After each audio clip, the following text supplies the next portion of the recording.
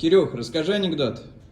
В раю Адам и Ева резвятся, вдруг к ним подходит Бог и говорит: «Дети мои, у меня есть для вас два подарка, но каждому из вас придется выбрать только один. Итак, первый подарок – это писать стоя». Адам такой: можно я, пожалуйста, я всю жизнь мечтал писать стоя, я очень-очень хочу. Ева: ну ты как? Да я не возражаю. Ладно, что ж, этот подарок тебе, Адам. Адам счастлив, он радостный, бегает по саду, прыгает и начал везде ссать. Деревья обоссал, траву обоссал, цветы обоссал, каждую букашку обоссал, везде ходит, сыт, прыгает. Бог с Евой смотрит на это все безумие, Ева говорит: Господи, а какой второй-то подарок? Второй подарок, Ева, это мозги. Но их тоже придется отдать Адаму, иначе он тут все засыт.